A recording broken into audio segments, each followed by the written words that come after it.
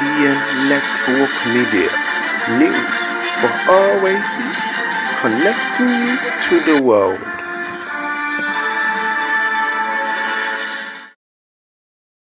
Historically speaking, not the kind of right stuff that you want professional astronauts to say. But, one more thing, Jim. Blue Origin has just been under tremendous scrutiny. Yes, this is a time of celebration for the company on the verge of their second crewed flight after, nearly more than 20 years in business. But this is also a time of intense scrutiny because just 2 weeks ago, you had 21 current and former Blue Origin employees sign on to an essay complaining about what they describe as a toxic workplace environment where professional dissent is actively stifled. They complained about sexual harassment concerns, but also safety concerns. And these are all concerns that Blue Origin adamantly denies. And so even though the company denies it, they also very clearly have taken great pains throughout their webcast today to stress the emphasis on safety that they are putting on not just this launch, but every launch. And I should also note that there have been 17 successful consecutive launches of this New Shepard rocket. So they believe in it. Jeff Bezos clearly does. He flew on it. And William Shatner and this crew says they do too. And Kristen, I was just going to say, if I could ask Kristen a quick question too, in terms of Audrey Powers, right? I mean, we asked her about that letter. Did it give her any pause? She said no, but she has not only an incredible career, right, when it comes to her time at NASA, she's also a pilot, she's an attorney, but also her specific involvement when it comes to safety for Blue Origin. Has there been any talk about if or why that figured into her being on this particular flight, this particular launch?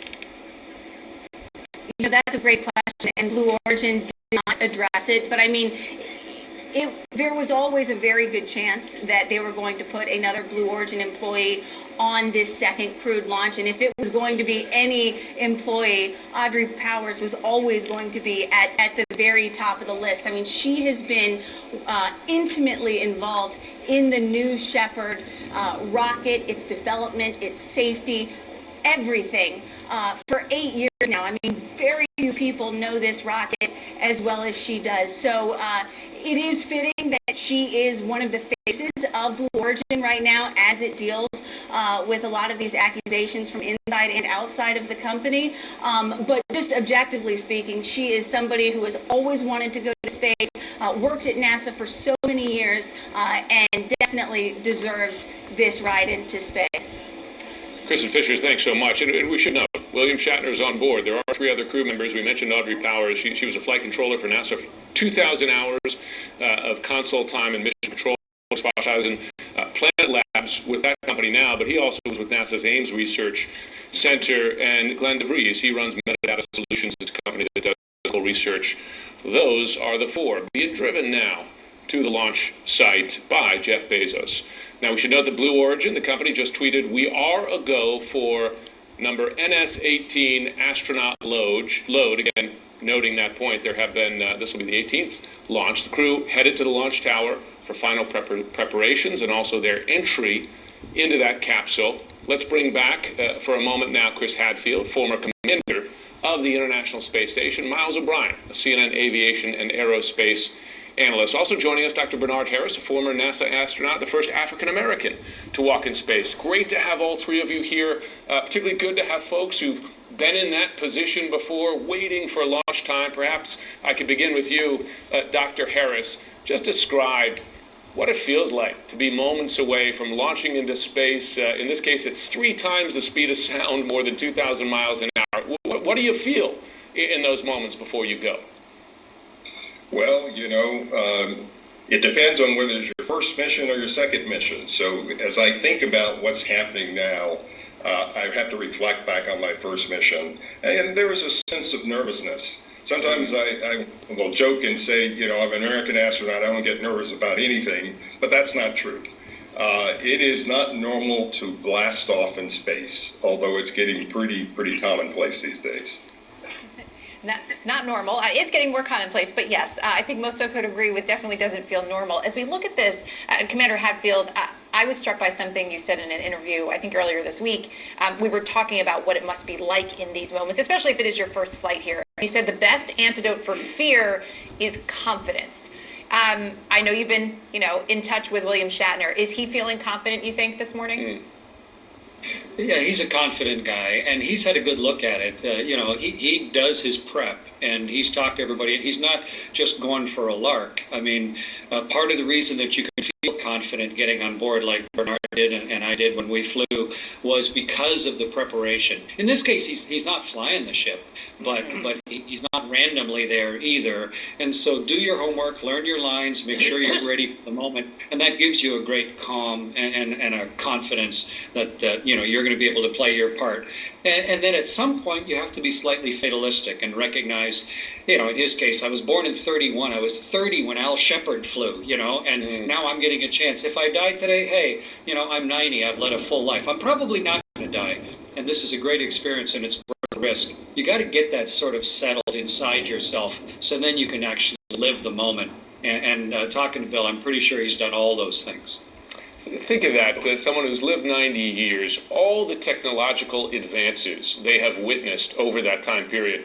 We had Scott Kelly, of course, a very experienced astronaut on just moments ago. He's had 520 days in space over 4 flights. Miles O'Brien, he described it as punching a hole in the sky, right? Space is hard, even if you've done 17 launches prior on a vehicle like this one. Just describe the technology that goes into this, each launch. Well, we used to say when they're, strapping in the likes of Kelly and Harris into shuttles that, it's 1 million plus moving parts, all from the low bidder. And and many of them single point failure parts. So it's scary stuff. This system, we should point out, is a lot safer than the shuttle. Of course, it's not going nearly as far and not nearly as much energy. It takes about 15 times more energy to put a craft into orbit than what we're going to see here today. But crucially, there is a crew escape system here. The capsule separates from the rocket whenever there's trouble, and they come down under a parachute. And the shuttle didn't have that. So, as they're sitting there, yes, there's a lot to be concerned about when you're doing this. And of course, as the astronauts on this panel will tell you, what they would frequently do is recite the astronaut's prayer, which is, "Dear Lord, please don't let me be the one to mess this up." I cleaned that up a little bit. But since they don't have any particular tasks, they don't have to worry about that prayer. They're going for the ride. They can enjoy it, and they got those big, beautiful windows, and they know they have, relatively speaking, a safe way to do it. But by the way, Erica, I'm going to steal that prayer just going forward for all uses, professional and otherwise. Fair enough. That big, beautiful window, I mean, that's, what we've heard. We know William Shatner's looking forward to looking out of that window. But, Dr. Harris, give us a sense of what was that first moment like for you when you felt weightlessness for the first time, when you were able to look out of that window and see that view of Earth from space? Well, it was wonderful. As Miles and Chris talked about, the shuttle is a little bit different animal. We go up to 250 nautical miles above the Earth, traveling at 17,500 miles an hour, which means we go around the world every 90 minutes, the sunset or sunrise every 45. And I remember our launch profile takes about 8.5 minutes or so, pulling about 3.5 Gs on the way up. And you go from, that force on your body to zero gravity in a split second. And I just remember sitting in my seat and noticing my checklist. This is the books that we use in order to make sure that we do everything right, that we don't, as was mentioned a minute ago, don't mess things up. And so it just began to float up in front of me, and I realized that I was in zero gravity. And so it was a wonderful experience because now, I'm bound in my seat, and what I want to do is I want to get out and experience microgravity. So I unbuckled my seat and I popped out like a toast out of a toaster, and getting the feeling of your space legs, as it were, was neat. And so I floated up to the window and looked out for the very first time, and I actually, in our orbit, ended up looking up at the Earth instead of down, as you would normally think about. So everything is changes, of course. Well, Dr. Harris, you just made this 12-year-old boy very jealous as you described that. I'm picturing myself with Skittles, kind of popping them into my mouth in weightlessness. Just as we watched that live picture, Erica, I just learned something I didn't know. They got to walk up. Yeah. Right? I mean, you picture all the launches at NASA. There's those famous elevator rides up, but they gotta earn. It's a few flights of stairs. They gotta earn their ride on the space. Definitely getting their steps in today. That is for sure, going up those stairs as they make their way up to the capsule there. I have to say, I just love Dr. Harris. I loved watching your face as you were recounting and reliving that moment, because you could hear it in your voice, but to really see that, that smile on your face, that joy. I mean, it really, I'm right there with you, Jim. It's just an incredible thing, even just to hear about. I also want to bring in now Jonathan McDowell. He's an astrophysicist at the Harvard-Smithsonian Center. Great to have you with us this morning. As we've been talking so much about, especially for astronauts, part of what they would be thinking about in these moments would be not just that journey, but their mission. And we talked about this a little bit earlier, but I know for you, there is a real mission to these launches and to what could come of this. What do you see coming out of a day like today? Well, I think we're really seeing a new phase in the history of space tourism. And I think a lot of people have forgotten that space tourism isn't new. It started in 2000 with billionaire Dennis Tito flying to the space station. But what's new now is these suborbital missions are, they're a lower price point. There's maybe more people that can afford to take them. And we're seeing this flight at the same time as there's a movie crew on board the International Space Station, a Russian movie crew. There's a Japanese billionaire preparing to fly to orbit. And so we're just seeing this rush of this new era of space tourism. No question. We're watching the crew there get ready. It's called a shelter room there. We are just passing 30 minutes to launch time. All these steps are key. You noted they had to take off those kind of little booties over their shoes. You want to keep, I imagine, the capsule clean from dirt and dust. Commander Hatfield, can you explain to us and to our viewers how important these final little prep steps are? Because, again, space is hard, and you don't want to get anything in the way of a successful launch. Well, I think one of the most important steps right now is that Bill Shatner just sat down. I mean, that's a 90-year-old. I noticed that too. Just climbed multi-stories. I mean, I really hope at 90 years old, I'm as physically able as Bill is right now. So I'm glad he's taken a moment to catch his breath.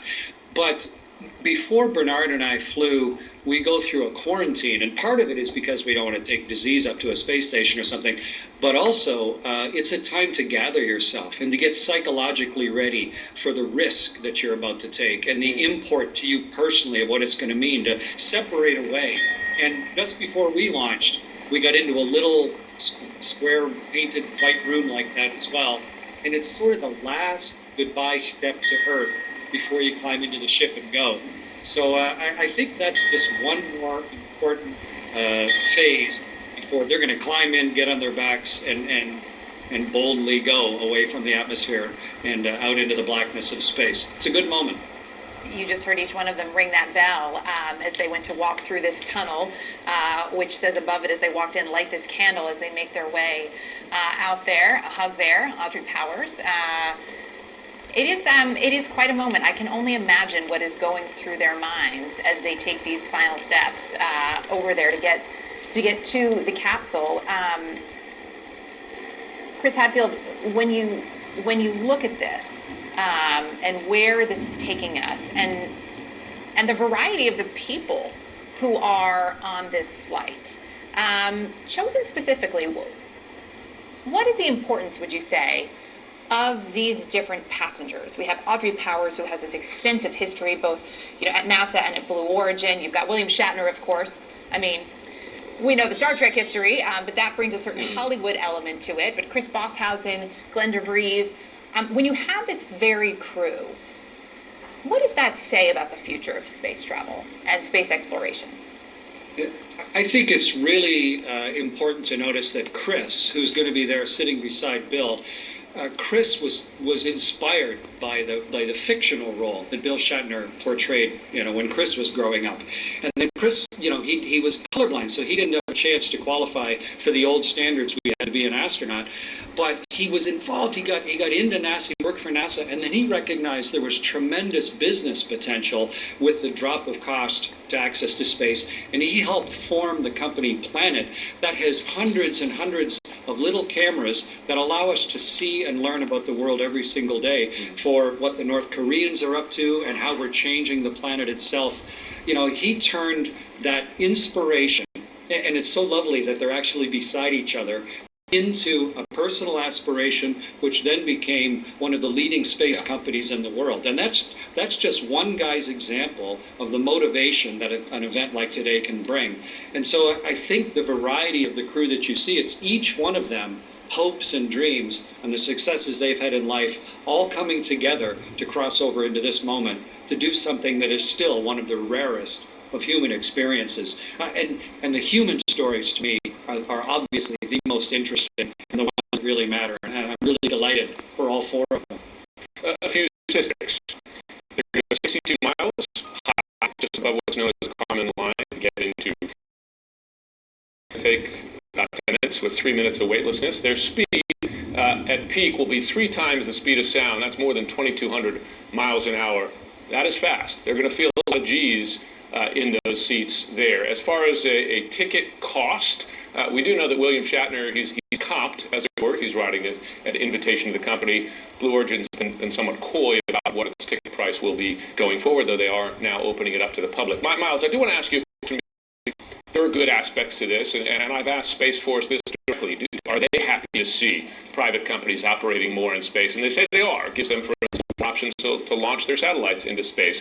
But there are questions, right, about what the regulations and controls are. How many folks are going up, not just for flights like this, but who can launch satellites? I mean, you got microsatellites now, many of them up there as well. You even have countries such as China and Russia deploying weapons in space. Do we have a good handle? I mean, who's running things in space these days? It's kind of a Wild West thing.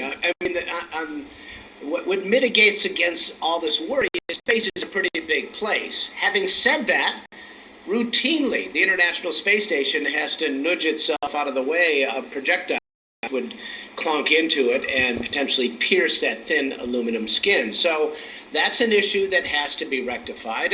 And just the control and the regulatory environment around these launches. Basically, the FAA has taken a fairly arm's-length approach to this. In other words, if you're the person who's willing to strap themselves into this, sign all the waivers and go for the ride, go for it, they say. What they're worried about more in their regulatory mission is something happening that would land on the ground and hurt innocents. Now, as time goes on, and as more and more people decide to become a part of this, that might change, right? We might have to think about a safety regimen which protects the passengers at some level. But it's a very risky proposition, space is, and so I don't know how that's all going to sort out. I do know this, though, that it's too many regulations can make it very difficult to explore. There are also questions too about the environmental impact, right? And while there's talk about cleaner fuels, the reality is there's a lot of waste generated, and Miles, that's a concern too. Do you think that is getting enough attention? Is it being glossed over? Well, I am a person who worries every day about the climate emergency. Don't get me wrong, but in the grand scheme of the carbon and the fossil fuels and the greenhouse gases we put in the environment, this is pretty much a pinprick. Listen, there's a lot of weird optics here, like billionaires racing each other for bragging rights to go higher and farther. Who gets William Shatner on there first? This kind of convergence between Hollywood and reality, art and life. It's kind of messy right now in a way, as exciting as it is too. And I think a lot of regular people are looking at it, scratching their heads, going, what is this all about? I think as it unfolds, it'll become a little more clear to people and it'll become a little more routine. I suppose if we had the media environment we have today in the 1920s when people were getting on Ford Tri-Motors, we might have had similar discussions. Yeah, Twitter in the 1920s, that would have been interesting. But there are genuine safety questions. Virgin Galactic, there was an investigation as to whether on their flights they flew outside their assigned safety window, which is assigned in case there is an accident, so that you reduce the possibility that some of that debris might impact people on the ground. These are real questions that have to be asked and addressed. Dr. Harris, again, we have you with us here, another experienced astronaut. Do you believe those safety questions for private companies like this have been addressed sufficiently? I think that a lot of this has been addressed, and that's because most of the private companies have learned lessons from NASA. Some of them have actually gotten technology advice, and as we see today, also NASA engineers are part of the commercial efforts in a number of these companies. So I think safety is at the top of mind for most of these companies. To what I said a minute ago, as we have more and more people, and I kind of think of this as as a gradation of you've got astronauts that go into low Earth orbit. You have the tourism effort that's happening now. We've got deep space flight. So you have this whole continuum where there is going to be this continuum of human beings at different aspects and different levels of space exploration. And so that's going to require the FAA, perhaps NASA, perhaps even the UN that's involved in, that has committees that deal with space, to develop better regulation around this whole effort, because it's not going away. I tell people all the time, think about this. Our kids that are growing up now will never know a world where there'll be no one in space. Wow. From this day forward, there will always be humans in space at some level. In low Earth orbit, Lagrange, on the moon, and Mars. And to me, that's very exciting. Absolutely. Stretching the frontier, right, Erica, each time. Yeah, and it is pretty remarkable to think about, right, that our kids watching right now won't remember a world without space, without people in space, rather, as you said, Dr. Harris. Jonathan McDowell, as we talk more about what we can learn from this, what are you most excited about today? Well, I think for me, it's really interesting that the people on this flight are not just random billionaires, right? As Chris, I think, said earlier, they are, 3 of the 4 of them are people that the space community know really well. Obviously, everyone knows Shatner and Chris Boshausen and Audrey Powers. Stand by, Jonathan, for a moment. This is a communications check with the crew. Let's have a listen. Sit back and relax. You're going to see Jeff in just a moment. And there they are. You got it there. The welcome from Capcom, Kevin Sprogge. All 4 astronauts in their seats, clear communications. You heard astronaut Powers, astronaut Lumley. That is the call sign for William Shatner. Captain Kirk there gave reference to his children, to his family. Then, of course, astronaut Crispy, who hailed the DJ on the side, DJ Crispy. And then, of course, our other customer astronaut that reads Leonard in the final. Jonathan, apologies. We're listening there. It looks a little bit like a kind of modern day mission control, right? A little smaller than what we imagine from the NASA flights. But you were making a great point about this crew. Yes, there is William Shatner, but you got 3, you got some folks here, rock stars in science and space. That's right. Yeah, I mean, Audrey Powers has been is not just a Blue Origin employee. She's been a force in the kind of new space community for many years. As was mentioned earlier, Chris Boshausen, together with Robbie Shingler and Will Marshall, founded this amazing company, Planet, which is really, for decades we were talking about how small satellites would revolutionize the space business, but they actually made it happen. And so this is not just the random people who've had an interest in space. They've really contributed to the new space era that we have. DeVries, he's the other guy that none of us know, but so he's maybe more the typical tourist that we'll see going into space. In the longer term, the person with a lot of money who's just a fan. Yeah, the person with a lot of money. I mean, there has been such a focus on that aspect of it. But I do think it's important to point out, as you were just going through their resumes there, the real involvement that both Audrey Powers and Chris Bosshausen, who, as we just learned, his handle is apparently Crispy, because he also goes by Crispy in his musical career. So as we were just listening in there as they were doing that communications check, so the clock now, T-minus 16 minutes. And as we are told, they are just closing the hatch right now. You can see the picture there up high in the sky after they climbed those stairs. A little dark in that shot, but the hatch being closed.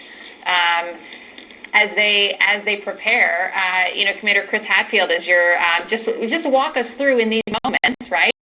Hatch closes, there you are. I mean, you had a little bit more time, obviously, to sit there and wait before the launch, but these, 15 minutes or so, 15 minutes, I would imagine those are going to feel kind of long.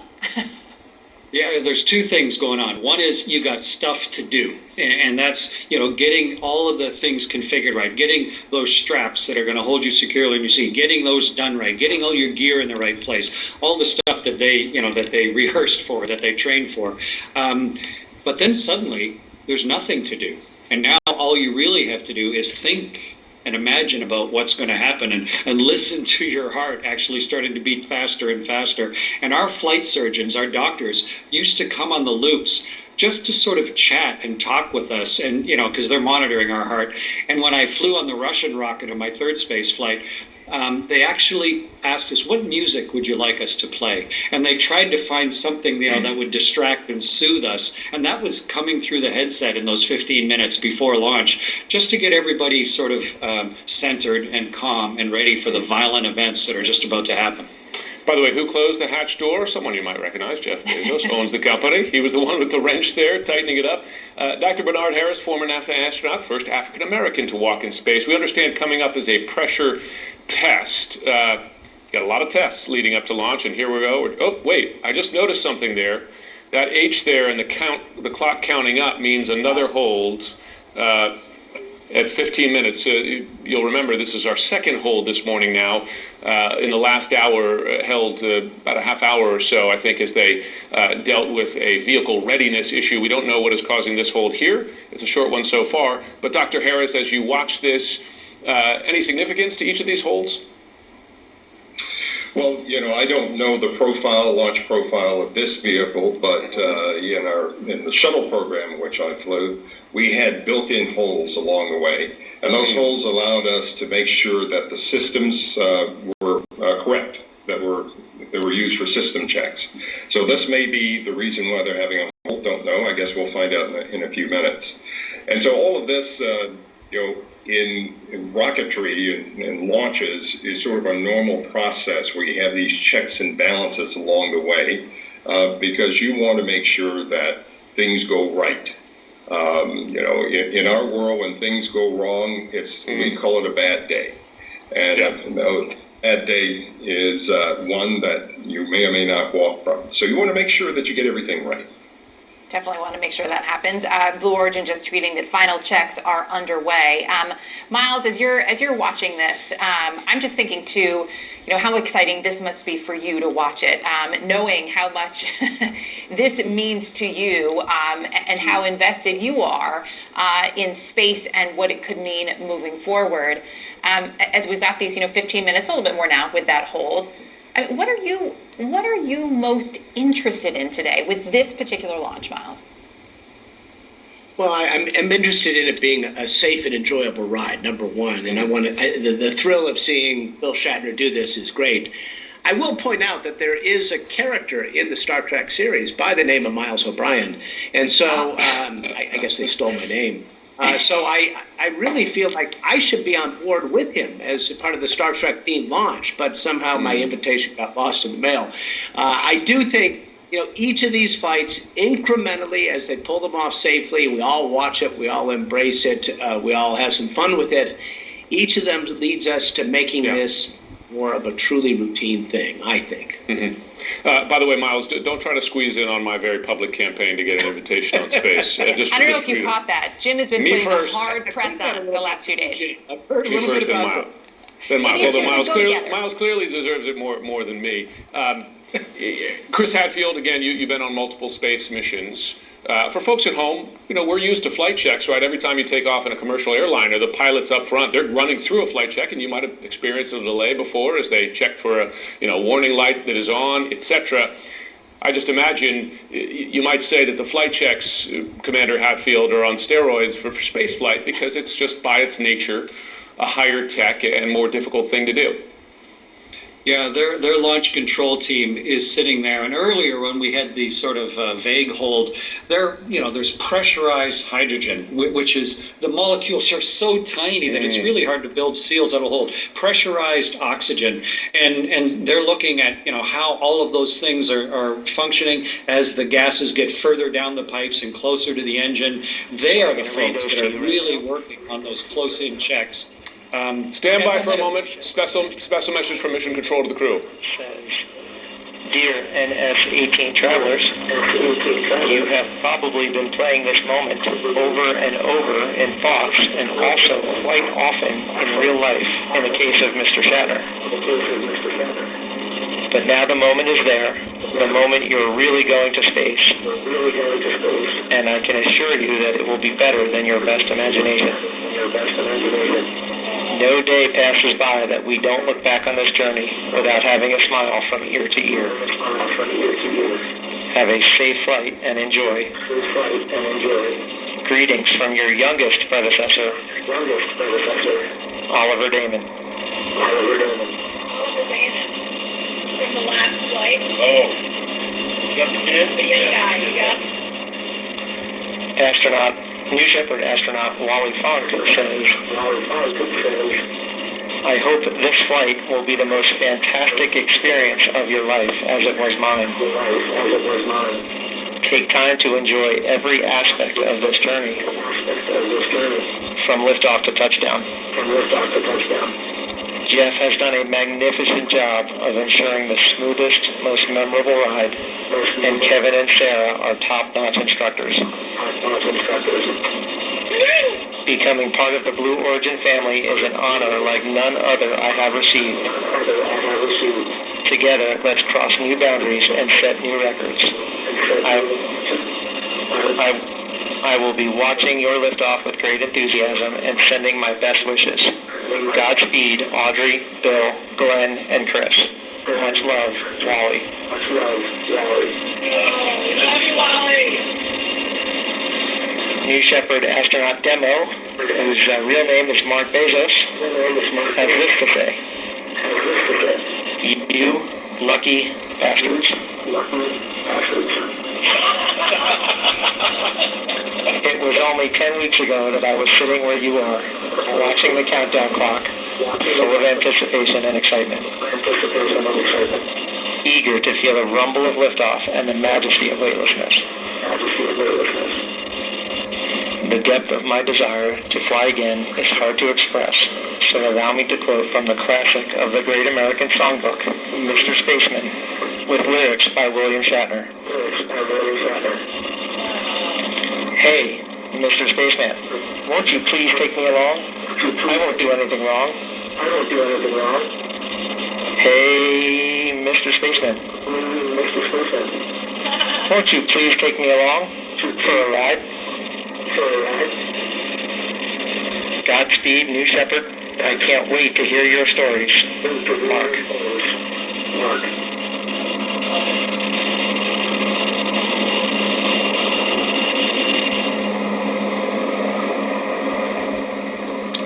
So you're just hearing messages there from members of the last New Shepard launch.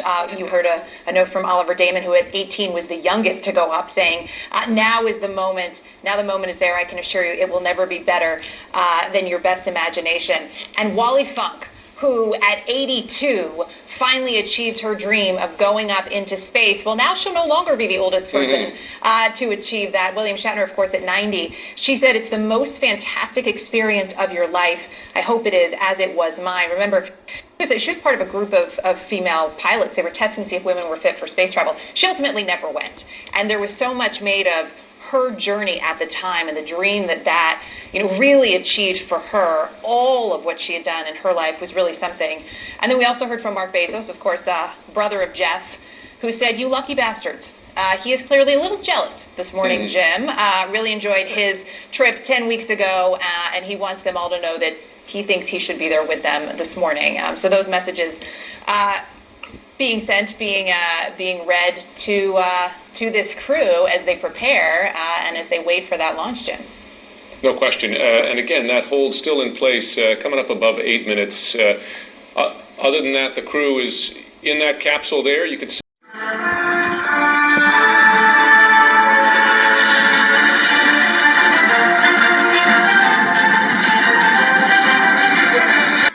This is NBN Network Media.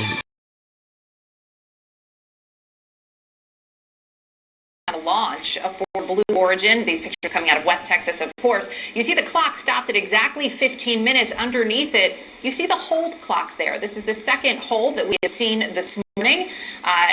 Clock ticking there at about 13 minutes for this particular hold. The first one we were told was due to some vehicle readiness checks. We will see what we learn about this one. Waiting for some more information from Blue Origin on that. But the capsule is loaded. The crew is in, including, of course, William Shatner. There we see mission control, essentially. We've been listening in a little bit to their communications as well, Jim, as we wait for some more information at this point about that hold. Back with us now, Chris Hatfield, former commander of the International Space Station, Miles Biden, CNN space analyst, as well as Jonathan Martin, who is an astrophysicist. But we have Kristen Fisher on the ground. Jonathan McDowell. We have Kristen Fisher on the ground. The company was, it seemed, deliberately vague about the reason for the previous launch hold, just stating the phrase vehicle readiness. Has the company provided any more information about this hold? No new information whatsoever from the company. Of course, holds not uncommon, but you have to wonder what exactly the holdup is here. But I just can't stop thinking about what it must be like for William Shatner sitting inside this capsule right now. I mean, here, so much of his life has been so closely tied to space, his life, his legacy, and yet he's never actually been to space. Now here he is, just minutes away from that becoming a reality. And when there was this first wind delay, he talked about how much that delay extended his feelings of excitement and sheer terror. So you have to imagine that those feelings are even more heightened now that he's actually sitting on top of this, essentially what's a controlled explosive about to launch him and 3 others into space. And when they get there, they're going to be going about 62 miles up. And William Shatner and the other crew members said that they want to spend their precious 4 minutes or so of weightlessness with their faces pressed against the windows of this capsule, really taking in the views of planet Earth. That is what the crew of this New Shepard mission says that they hope to do if and when they it up into space, if this countdown clock ever starts going again. And then they will fall back down to Earth with the assistance, of course, of gravity and the assistance of those 3 big parachutes. But Jim, one other very important thing to point out here, in addition to a rocket launch, which should be going in about 15 minutes if this hold ever stops, we're also going to get to see a booster landing, which was once described as one of the rarest of beasts. Just until a few years ago, this is something that was truly the stuff of science fiction, much like Captain Kirk and Star Trek and the Starship Enterprise. And yet now, one more example of science fiction becoming reality with companies like Blue Origin and Elon Musk's SpaceX coming up with this incredible technology to reuse these boosters, to land them back on planet Earth, and ultimately make spaceflight much more affordable for everyday people and everyday customers, Jim. Kristen Fisher, thanks so much. We should note the company has not explained the reason for this second delay, as they did not provide much detail on the first. And Erica, as we've noted prior, it's a private company, not subject to the same standards that we'd see from, say, a NASA in a similar situation. It's true, but it definitely makes for a different experience as you're watching this. Mm-hmm. Miles, I'm thinking back to, if we think about, other launches, I'm even remembering the final shuttle launch, which I have to say I was lucky enough to cover. You think about all of the communication that you do have and that window that you have that comes from the audio that you hear. This is yet another reminder of just how different this space exploration, this private space exploration is, Miles. Yeah. Yeah, it's hard to be a space reporter these days, I think. At the risk of sounding like the old guy on the porch, in my day, we used to know some things, And, I remember when I was, after I left CNN, I was on the NASA Advisory Council for a little bit while, and I was pushing NASA to insist that SpaceX and Elon Musk open the doors a little more to data and to the flight loops, as we call it, the communications among the team in advance of the launches, because those launches, after all, are paid for by taxpayers. Now, in this case today, there's no taxpayer money involved in this launch at all, and Jeff Bezos can release as much or as little information as he likes. Maybe reporters need to get prime access to information for a little extra money. I don't know. That's a fair point. And by the way, this may be notable. Those vehicles you see going away from the launch site there, we've just been told that the tower crew has now left the launch site there. May be significant. And there you go.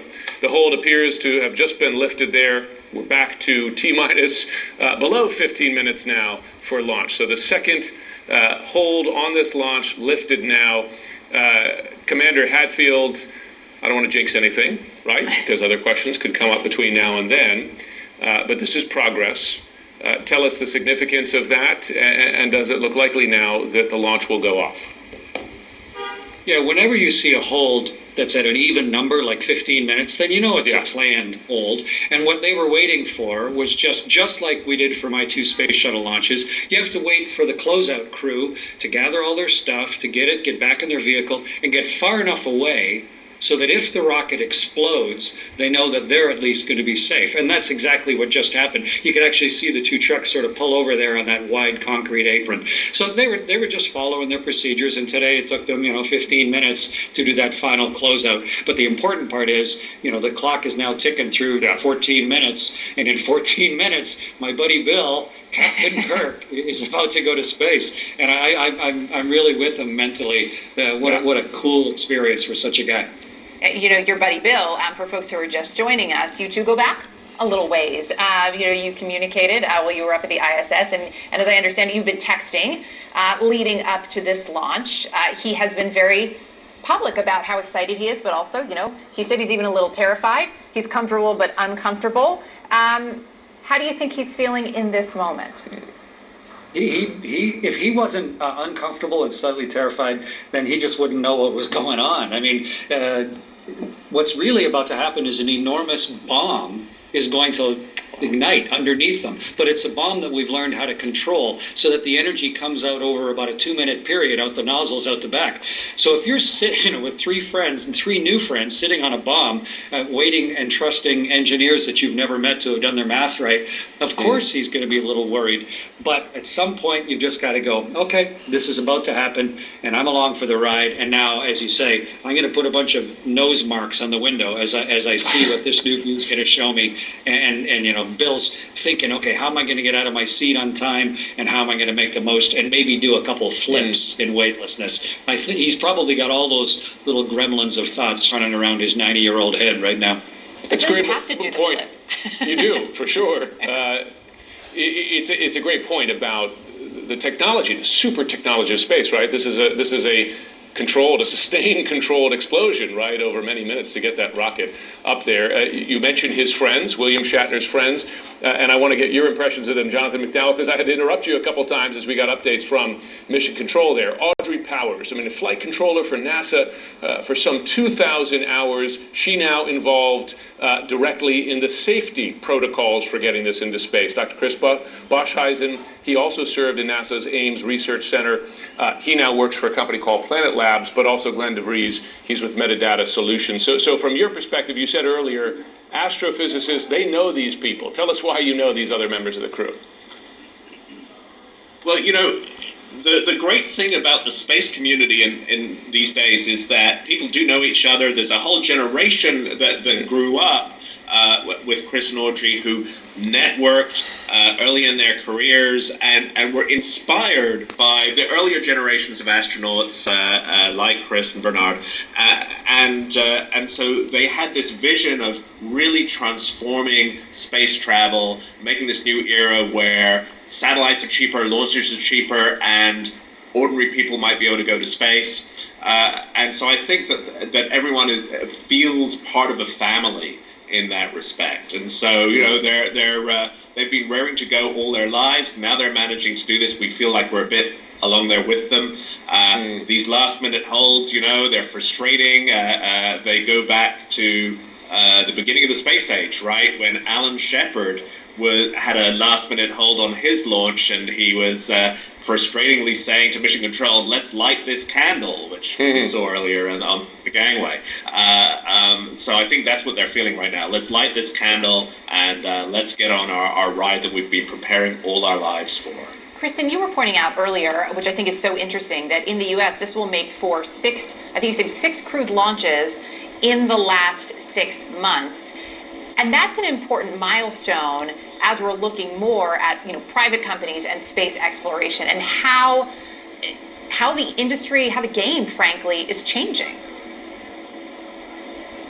It's just remarkable how quickly it has all come together, right? I mean, for people that don't follow this closely, it's like, wow, this just came out of nowhere. But this is a moment, this year, 2021, is a moment that the commercial space industry has really been building towards for decades. SpaceX, Blue Origin, both been around for almost 20 years, and now within literally the last year for Blue Origin, just the last 3 months, they are finally really beginning to send NASA astronauts in SpaceX's case and paying customers in Blue Origin's case up into space. And so, you heard Chris, one of the crew members on this flight, talk about how he really felt like it was not fair to call this crew tourists. He says, we still believe that we are pioneers because we are at the very beginning of this new wave of space tourism. But make no mistake, he believes that 2021 is the year that is going to go down in history, a year when humanity really began setting off this planet en masse or at scale. And it's just the very beginning of it, but it is a very important milestone. And you also have, what we just saw. And I believe we are beginning those final checks right now. If you guys want to hear them, Mission Control going through all the various systems. And we're going to listen in, Kristen. Go for launch. I think we're going to listen into those right now from Mission Control. I guess that's it, huh? We're going. Yeah, it's a real preview. As you heard it, we are go for launch, go for second human flight. I am so excited. And there we just heard it, go for launch, Jim. Yep. I think I heard William Shatner. I think I recognize his voice there saying something to the effect of, I guess we're ready to go. Listen, they're about to rocket into space at in excess of 2,200 miles an hour. They're going to go 62 miles high. Chris Hadfield, Commander Hadfield, we have the advantage of someone to speak to who's experienced that very force. I felt butterflies. What are the butterflies like in a launch? They take you over. I felt so aware and so excited. I've gotten over the fear part of it years before because, this was what I was definitely going to do. Now my job was to get good at it. But on that morning, you're hyper aware. You know the moments in your life when something really significant is happening, and you're like, I'm super record mode because everything that you think about, none of them are thinking about, paying their taxes or their car insurance or what they're going to do a week from Tuesday. Right now, their whole existence is the next 15 minutes of their life, and so that's what they're feeling. You're tingling with the excitement of it, and the anticipation of it, and the palpable danger of it. And I had stuff to do, helping to fly the space shuttle, but but these folks, they're sitting by their window anticipating this event, along for an amazing ride. Dr. Bernard Harris, former NASA astronaut as well, was with us a short time ago. One of the things that he mentioned, I think it was Dr. Harris, so correct me if I was wrong there, but talking about as you're waiting in this moment, even songs that would be played to pump you up. Commander Hatfield, was there a certain tune? I grew up. I'm Canadian, like Bill Shatner, and I grew up with Gordon Lightfoot, and there's a song he wrote called "If You Could Read My Mind, Love," and it's so beautiful and lilting, and it soars up and then comes back down again, and it's a really thoughtful, sort of philosophical set of lyrics. So I was lying on my back in the same launch pad that Yuri Gagarin launched from 60 years ago, and listening to "If You Could Read My Mind, Love," and it was soothing for me. I don't know what music's playing in these four folks' heads. Well, I hope someone's thinking Rocketman. You have to imagine. Miles O'Brien, we are T-minus under 6 minutes now to launch. Describe what happens in the next less than 6 minutes here. Well, unleash a lot of power from that liquid oxygen. The fuel is quite volatile. It's, when you think about what rockets do, they take the coldest thing we know of, which is liquid hydrogen, run it through a bunch of turbopumps that are hyper fast, can fill up swimming pools in the blink of an eye, and then turn that into fire. And all that's happening in short order in a short confined space. And when you really start to think about that, you wonder how that happens at all. And frankly, if I'm Bill Shatner right now, I'm not trying to think too much about that, because it's much easier to fly in the Enterprise cardboard model shot against a screen in Hollywood, right? And I got to say one word here about the intersection of Hollywood and reality here. For years and years and years, people would come and visit NASA, and they would say, "So where's the zero gravity room? Where the do that doesn't exist, and why don't you go at warp speed?" In other words, the reality never was as good as what we saw on the silver screen. And here we're having this confluence point where Hollywood meets the reality, and the reality is still a long way behind warp speed. We saw last week or a week or so ago when the Inspiration 4 went to space, one of the crew members was sick for most of the occasion. The toilet didn't work so well. It's not as utopian as Star Trek, which was, after all, utopia, where humans didn't kill humans and they didn't even have money. So reality meets Hollywood here, and we're still trying to have the realities catch up to the science fiction vision. Having Shatner here at this pivot point, maybe that'll change the trajectory. It's such an interesting point. We are now under 4 minutes, if my eyes have not failed me, because that screen's a little far away. Kristen, as we, taking what Miles was just saying there too about, how different this is from what people may imagine, sort of like probably how a doctor feels about watching a medical show. This is still a really important moment, and I find it interesting that these last two flights, right, are breaking their own records. We had Wally Funk, who at 82, was the oldest, and we have William Shatner at 90. How much of that interest, right, is coming from the way that these launches have been crewed? Well, I think it's very deliberate, right? These billionaire owners of these companies, Elon Musk, Jeff Bezos, they are acutely aware of the criticism that has been coming their way from much of the population, accusing them of just going on these joyrides into space and just taking money from these very, very wealthy patrons. So they are very deliberately trying to cast these crews, if you will, with somebody like William Shatner, who would get a lot of people excited, with someone like Wally Funk, who so deserved a seat on there as one of those Mercury 13 astronauts, so to speak, who never got to fly in space. So Jeff Bezos, I believe, very aware of the criticism that's coming his way, but he believes, along with Elon Musk and Richard Branson, that they are doing something that is ultimately going to better all of humankind. It's just these very wealthy patrons that they believe have to pave the way. And one measure of the fact that this is a business, as we approach T-minus 2 minutes to launch, is all the various ways to observe it. This is a drone shot around. This is a company wants to show it as it happens. What's happening right now, in fact, I think you can see it there in this shot, is the tower connection to the capsule, to the rocket, is being pulled back. These are all part of the rocket's built-in checks and steps pre-launch.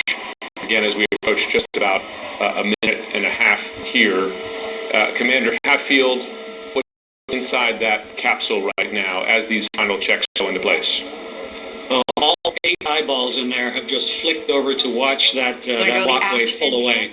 Because this is for real now. This is no longer talking about it. This is opening night, and so everybody's watching that and recognizing, wow, I got 1 minute left on Earth. Hopefully everything's about to go well. All right, let's listen to Mission Control as we go through the final in 3, 2, 1. T-minus 1 minute. You heard it there. Let's listen. And there you can just see slightly there the gimbaling engine at the base of the rocket.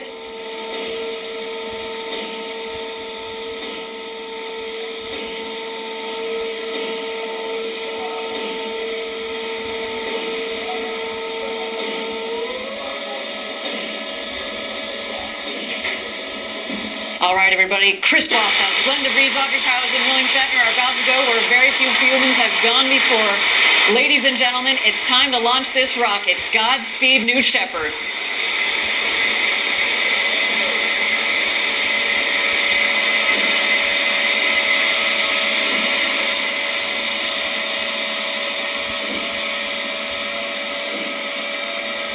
Minus 10, 9, 8, 7, 6, 5, 4. Command engine start. 2, 1.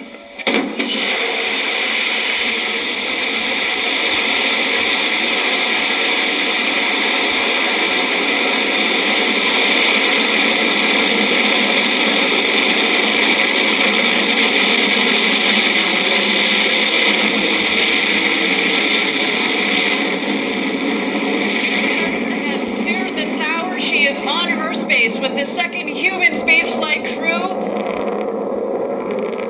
What a launch. We are on our way to Max Q, the first milestone here on its flight to space.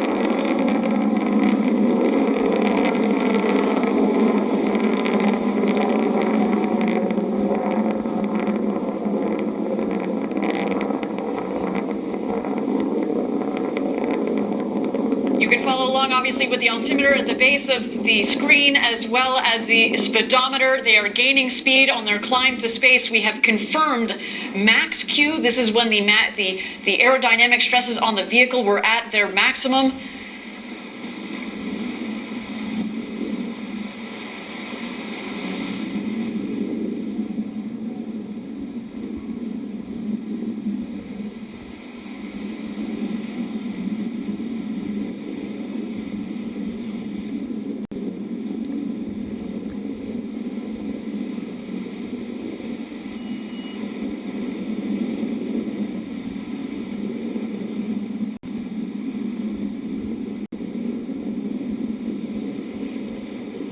Thank you again, everybody, for joining us live for New Shepard's second human flight with Audrey Powers, William Shatner, our customers Glenn DeVries and Chris Bosshausen on board. They are well on their way to space.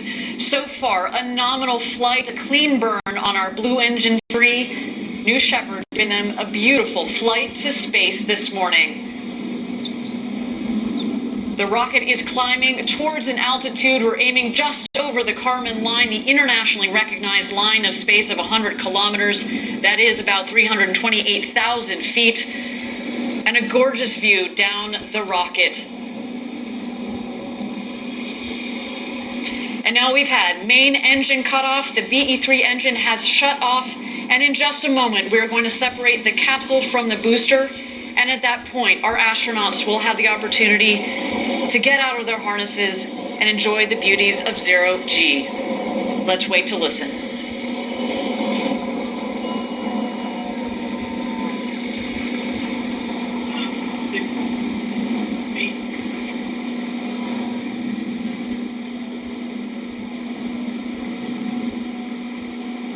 And there you can see a clean separation between the capsule and the booster.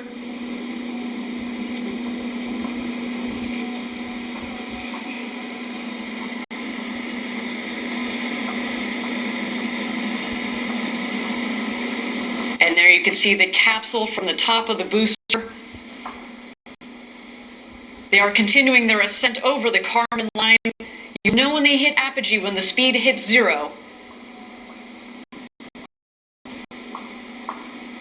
And there they are, over 328,000 feet, over 100 kilometers. Welcome to space. The newest astronauts on board our crew capsule.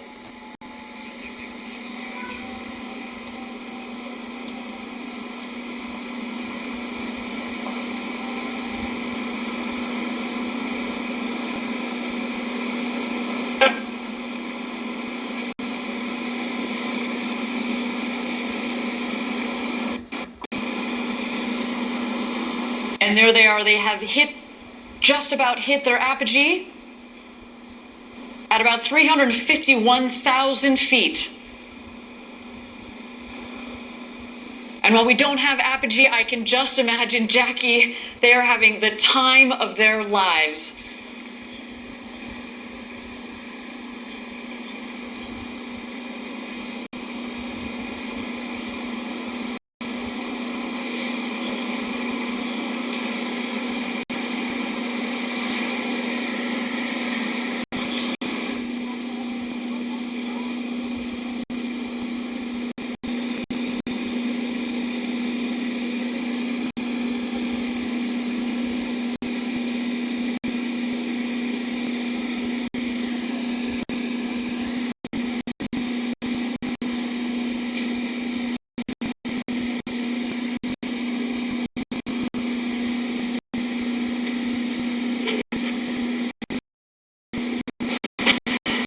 Thank you again, everybody, for joining us live from West Texas. So far, a nominal flight for our second human crew. So exciting, Jackie, to have sent Captain Kirk himself, William Shatner, to space. I cannot wait to hear his commentary upon return, as well as our two customers, Chris Bosshausen from Australia, to all the fans tuning in from down under. A big shout out to you guys, as well as Glenn DeVries and our very own Audrey Powers. They are coming back home. The booster, of course, is going to beat the capsule back home. It is more aerodynamically shaped, of course, at the base of the capsule is kind of a blunt end, so it's less aerodynamic. What we want to see coming up shortly is at the top of the rocket, we have the ring fin. There's some what we call the pie fins that extend from the ring fin, as well as the drag brakes. The pie fins, the wedge fins, help stabilize the vehicle, kind of like the feathers on the back of an arrow. And then you will also see the drag brakes. And as you mentioned, Jackie, it cuts the velocity dramatically. There you can see the wedge fins are out.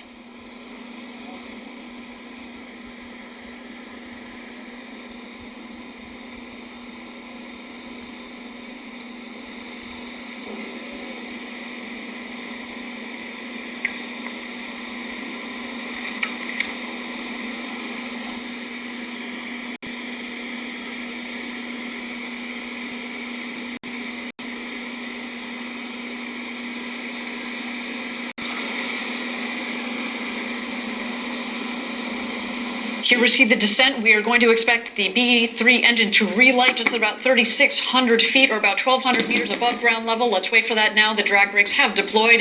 And here we come, New Shepard.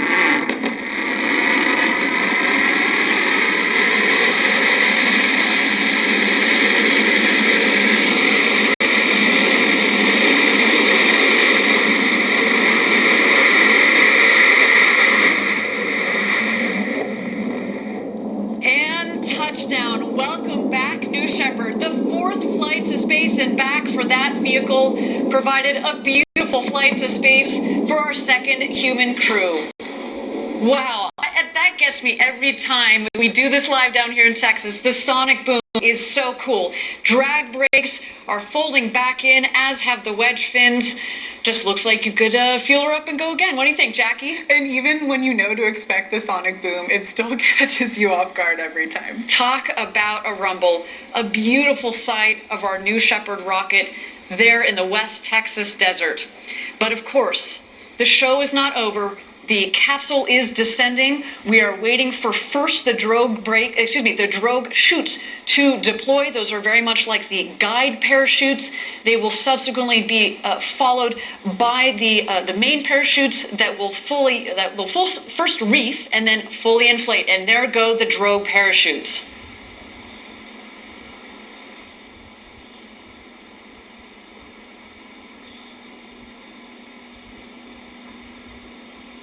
And here come the mains. Whew, what a flight.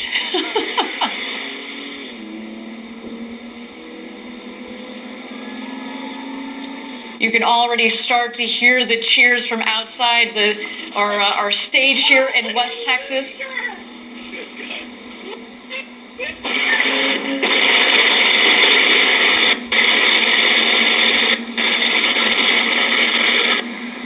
I just threw a piece of fog cola. Like there's a lot look out the window, Audrey. Oh, yeah, I see it. I can't see the booster. Where is it? Probably from the cover. It's going to rotate. I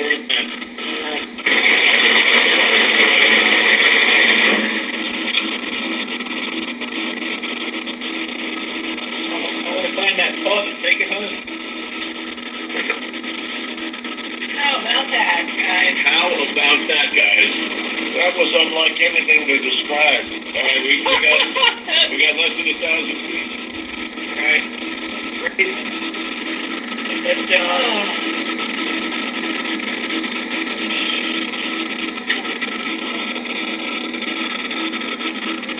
And here comes our crew back into the desert. everybody. Newest astronauts 596, 97, 98, and 99. That's unlike anything you'll ever feel. Stand by touchdown. Stand by touchdown. Stand by touchdown.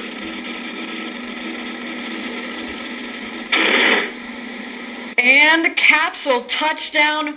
Welcome back. The newest astronauts, Audrey Powers, William Shatner, our customers, Glenn DeVries, and Chris Boshausen. What a day for you. Welcome back.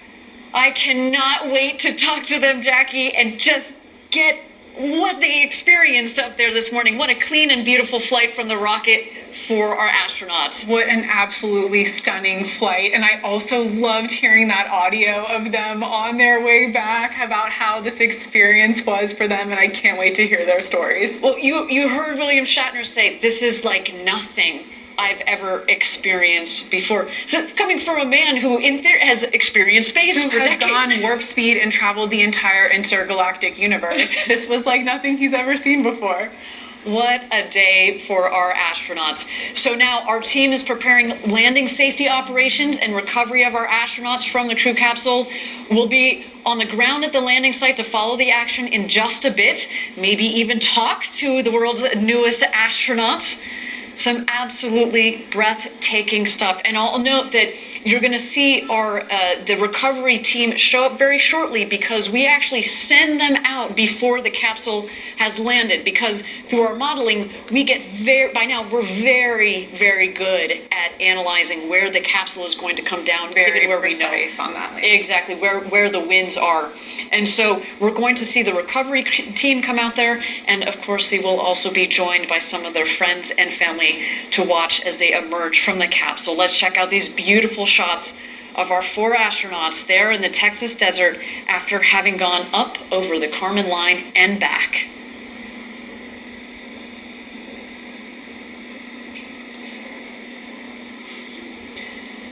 And hello, everyone. I am Kate Baldwin. We are beginning with breaking news. Just a beautiful sight to see. Star Trek actor William Shatner making history as the oldest person ever to go to space. Just over 10 minutes ago, as we all watched it play out, the 90-year-old and 3 crewmates blasted off aboard Blue Origin's New Shepard rocket, which took billionaire Jeff Bezos into space just in July. The rocket soared up to about 3 times the speed of sound, reached an altitude of more than 60 miles high, achieving a few beautiful yet brief minutes of weightlessness. And then, as we all just saw, landing back to Earth once again just moments ago. Shatner's flight is now the 6th human spaceflight mission this year carrying civilians, and we all saw it play out together. There's much more to come, as we've seen.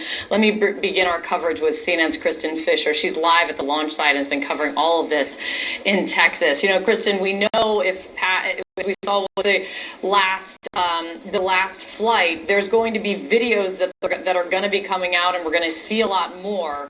But